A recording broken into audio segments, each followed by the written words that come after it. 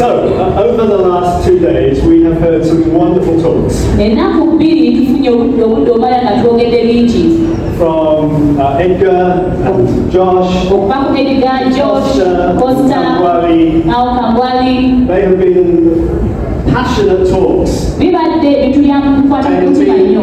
have been things designed to stir our hearts. I have never heard so much about bowels until yesterday.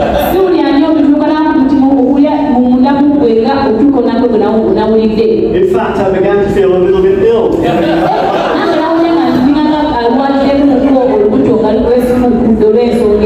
So what I want to do this afternoon is to come up from the bowels, pass through the heart, and engage the brains. So I'm going to stretch you a little bit. And I want to talk about planning. I want to talk about how you plan forward 3 to 5 years. Because I think that for the Vineyard movement, the relaunched Vineyard movement in Uganda,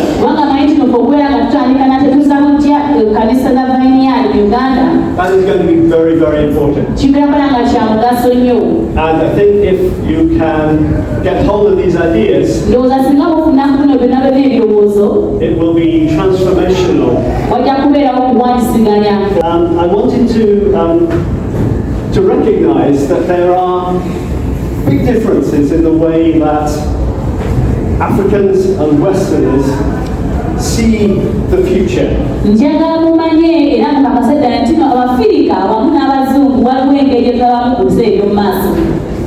The role of family, the role of ancestors, the role of tribal homelands.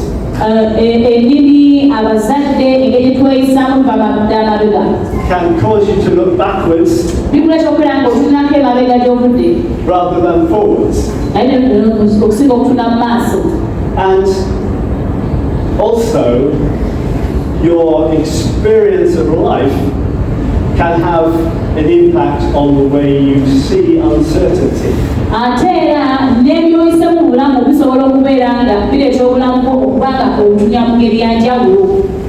So there is a lot of uncertainty that you face in life in Africa.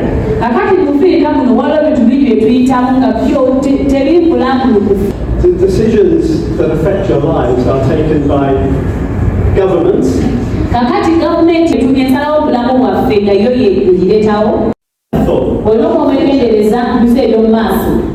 But with God's help, He can give us the wisdom, give you the wisdom to be able to look to the future and to take steps to plan for the future. Let me ask a question, just very quickly. Does what I say about African focus on the immediate, the present time, rather than the future, does that make sense to you?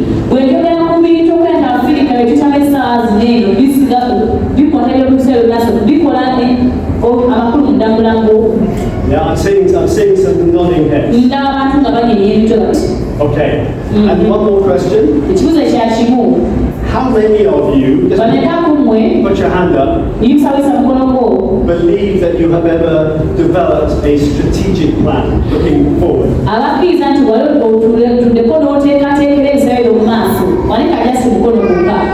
Okay, but we're going to go on a journey together.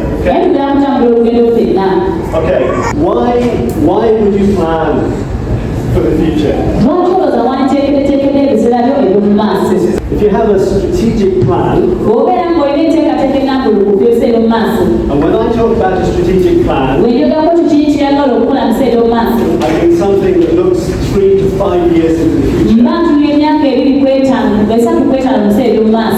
And very importantly, it is written. It's not just an idea in your head, but it is written. It has a number of real benefits. First of all, it really sharpens your focus. It helps to sharpen your focus. And then it gives you something to aim for. The third thing it does is to help you avoid wandering off the track. Something that comes along which is dazzling and bright. And you want to go chase after it.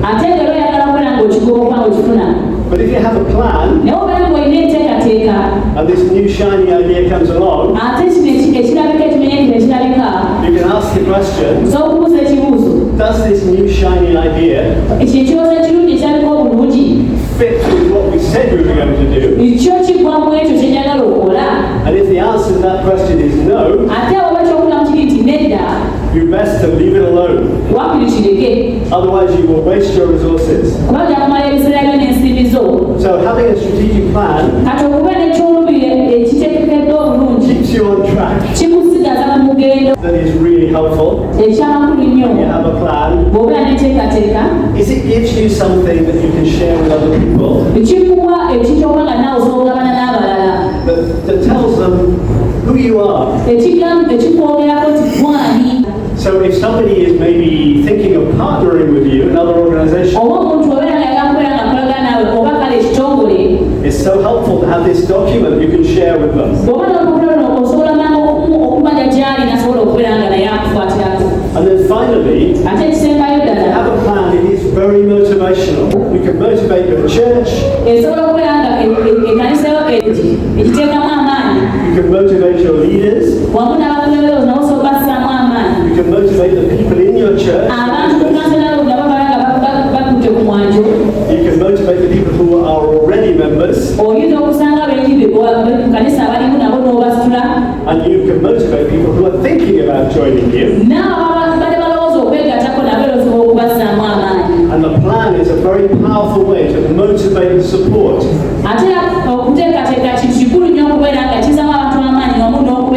For what you want to achieve. So what is a strategic plan? So essentially it is a written document which can be in digital format. So you can share it on a website or in social media, or it can be in paper copy, in hard copy, and preferably both. So why 3 to 5 years?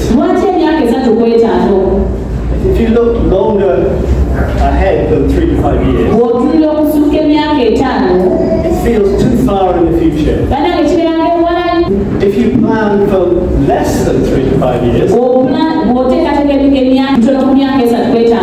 it means that you are influenced too much by the limitations of the present. So you can't look beyond the immediate circumstances and limitations in your lives. So 3 to 5 years helps you to think forward and beyond the existing limitations.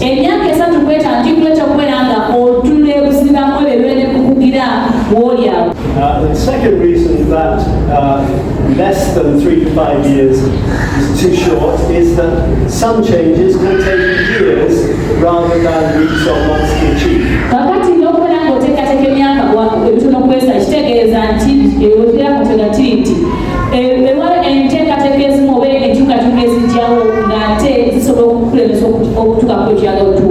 You plan too short into the future, you spend too much time on the planning process, and not enough time in doing what you said you would. Let's have a look next at what are the building blocks of a strategic plan.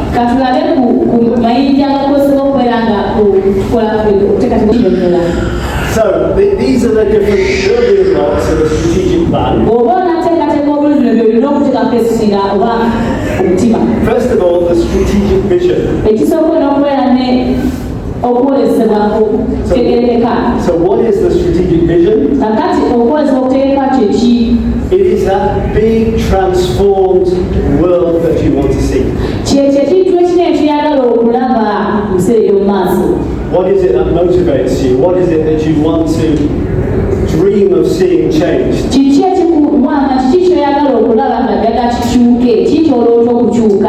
So that's the vision, and I will explain a little bit more in a moment. So the next building block is strategic mission.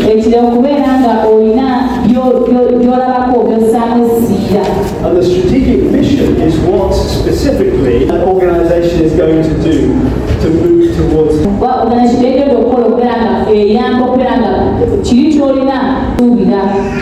It will take the work of many different organizations to make a strategic vision, a transformational vision happen.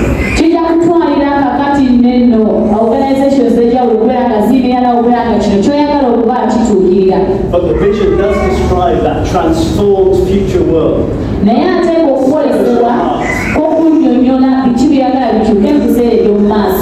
Okay.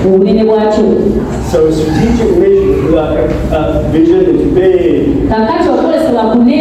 and it's overarching. So then you have to ask the question, what will I do? What will my organization do?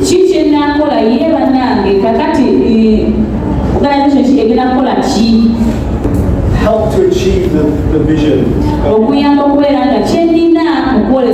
So it's going to be very important for the vineyard to have a vision, a big vision. That society will be transformed. But Vineyard Uganda cannot achieve that by itself. So that is where you need the vision, which describes exactly what Vineyard Uganda will do to try to achieve part of the big vision.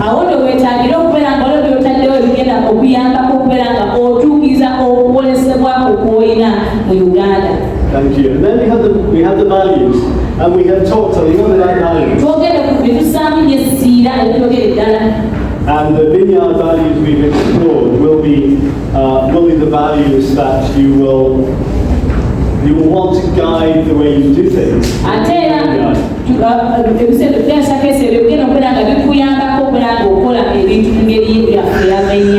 But sometimes there are also values that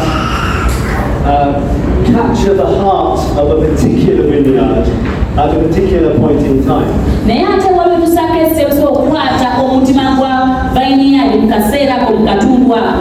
So it is important not just to take the vineyard values from here and just put them down here.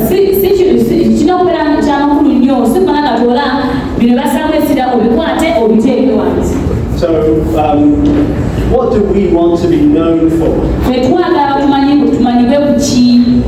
And so in my own vineyard church back in the UK, we have something on our heart about breaking loneliness. The next building block, the goals. So what is this? A strategic goal? Well, it's really the main blocks of activity that you will want to carry out to achieve your mission. And then finally we have strategic commitments. And strategic commitments are those specific things that you're going to do to achieve your goals. So that's the way that the building blocks work. You set out your strategic goals, which are the main areas of activity.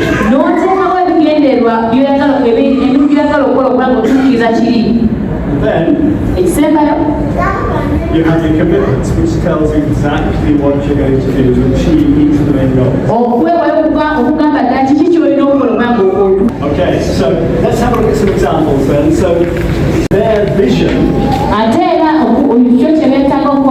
is a world in which every child attains the right to survival, protection, development and participation.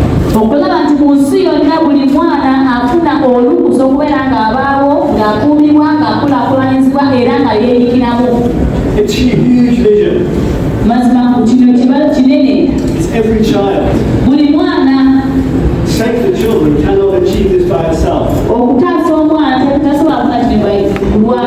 But it motivates their hearts and their action. You used to work with.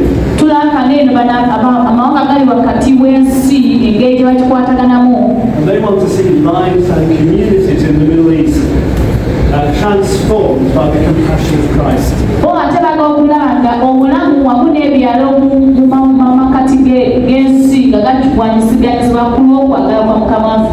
So again, that is a huge vision. They cannot do it by themselves. Many different organizations will have to play their part. But it motivates all that they do. Okay, so now we've looked at vision and some examples. Let's look at the mission. And remember that the mission is the specific contribution which one organization will make to the vision.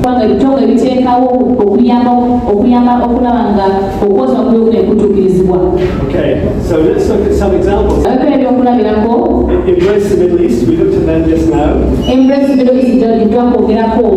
So what they want to do is to support the social witness of Middle East Christians, transforming lives marked by marginalization, exclusion and injustice.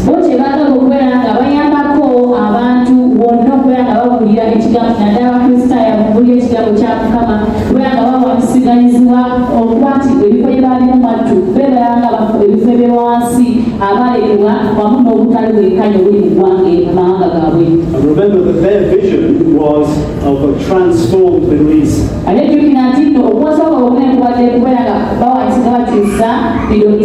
What they do in their mission is to say, what can we do? And their model is to work through partners in the Middle East.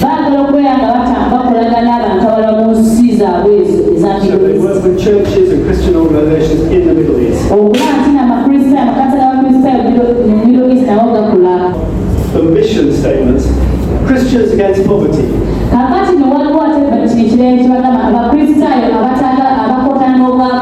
I'm giving you a range of different organizations.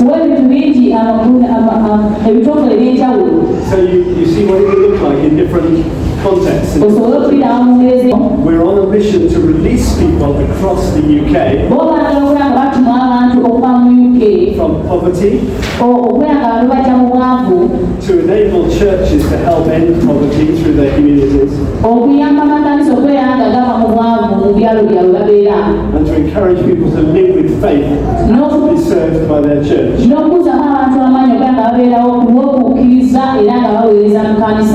They can't do everything, but they can work through churches. That is their model, that is their mission. And the Vineyard School of Ministry, we looked at this now. What they do when they are seeking transformation in African society is to equip leaders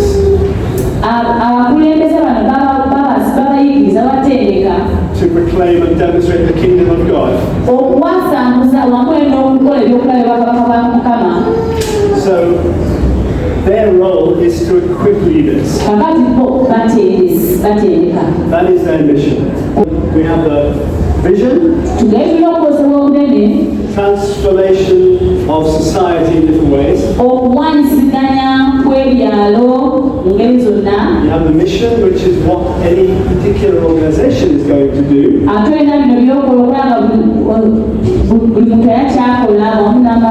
And then the values. Now we come on to the values.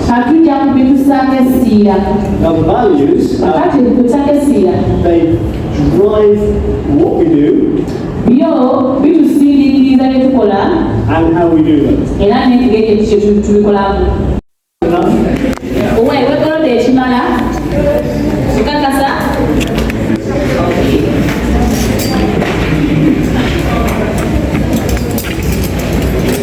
So if I ask the question, does this make sense?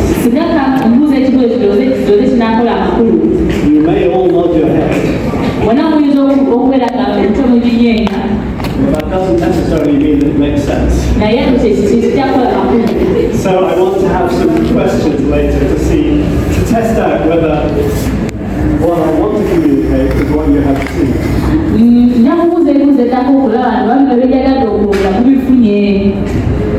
Is that fair? But this event here is about the Vineyard Group in Uganda.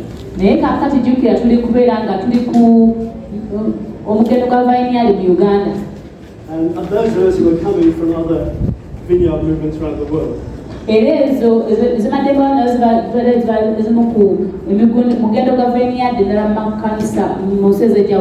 We want to encourage you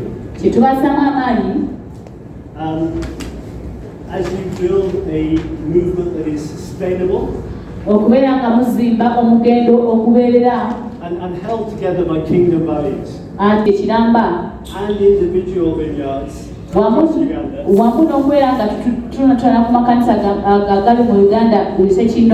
Developed in a way that will enable them to have maximum impact in their community. How can we restore hope for them? Well, these are going to be really important things to be thinking through as you develop your plan.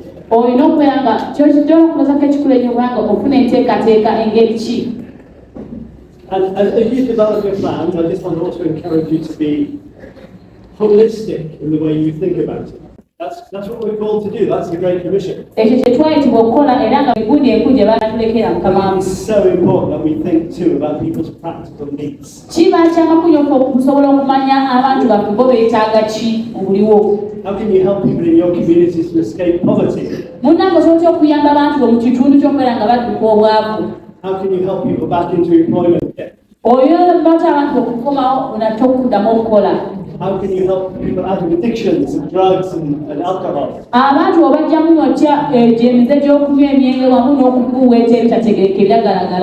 How can you help people with extra education? So you can see that strategic planning involves a lot of questions. It's a lot of gathering of information. It's a lot of understanding the community's needs. It's a lot about understanding your own strengths. And the plan is a way of bringing it all together. So I have a challenge for you, just in finishing off. You could go through all this hard work, all the right questions. You can select your priorities.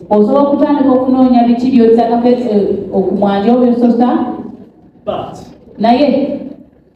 if you don't use that, your effort is entirely wasted. So a strategic plan needs to be your touchstone. You keep coming back to it. When a new idea, sparkly idea comes along, you say, does that match the strategy? And unless God is really speaking to you, then you can turn away from this new idea. Because you said I want to do this.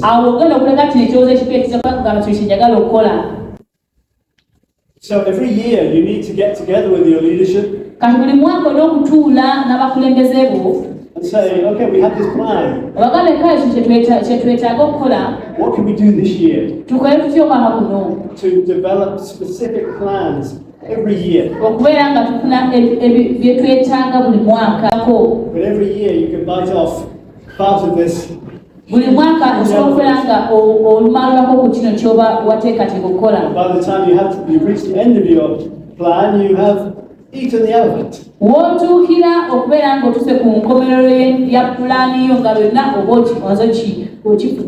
Need to involve your leaders and make your strategy widely known. Abakulembeze obanjikize mu kyoyagala okukola atera omanyise abantu yagala okukola. So I just want to finish with one thought that I meant to raise earlier, but now is a good time anyway. Njagala kubeera nga nkomekeza n'ekirowoozo kinayogeddeko emabegako naye njagala tekiddemu. Christians sometimes think that planning for the future is somehow unbiblical. Abakristaayo balowooza muno okuteekerateeka ebiseera eby'omu maaso nga oluusi kya Bayibuli. Christians sometimes can think that if you plan for the future, you are somehow taking control of the future, taking it away from God.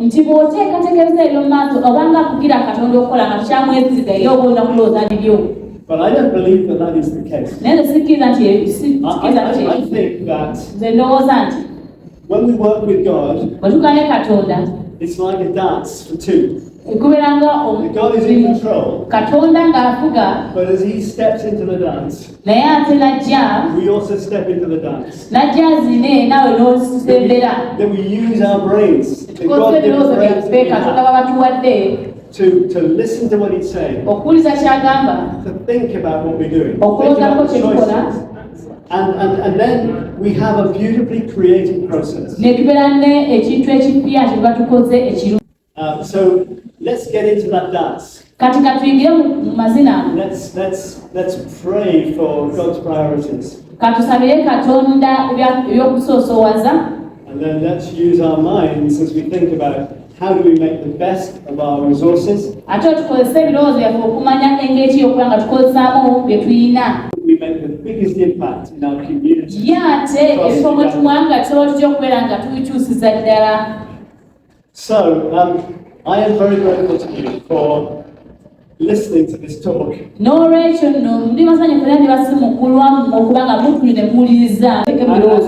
I just encourage you to get into this process of developing a clear plan for the future. I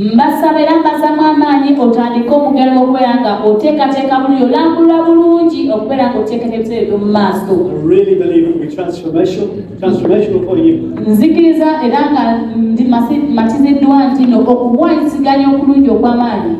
And we will do everything we can as your partners to help you to work through that process.